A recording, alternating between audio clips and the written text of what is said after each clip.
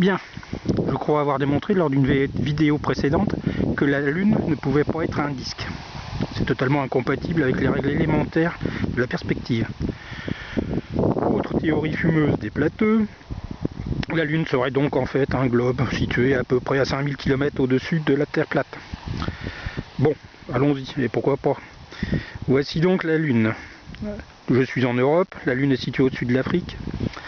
C'est la pleine Lune, le soleil est dans mon dos. Donc moi je vois la pleine Lune. Que verrait donc un Africain situé à Madagascar au même moment, bien sûr? Eh ben c'est tout simple, allons-y, mettons-nous à sa place. Voilà. Moi je suis actuellement à Madagascar. Au lieu d'une pleine lune, je vois un quartier de lune.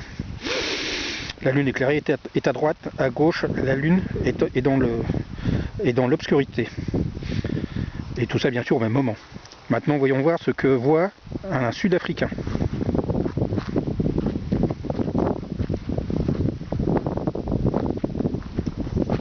Voilà. Un Sud-Africain voit l'arrière de la Lune totalement sombre. Alors que moi en Europe, je suis censé la voir totalement éclairée. Et maintenant, que voyons-nous des Açores? Voilà. Quand on est dans l'océan Atlantique, on voit la Lune encore partiellement éclairée. Du coup, la partie éclairée de la Lune est à gauche. Il y a quand même un gros problème, hein, puisqu'il suffit de prendre n'importe quel calendrier et on voit que sur la Terre entière, tout le monde voit en même temps les mêmes phases de la Lune. Il est impossible que la Lune soit éclairée de différentes façons au même moment.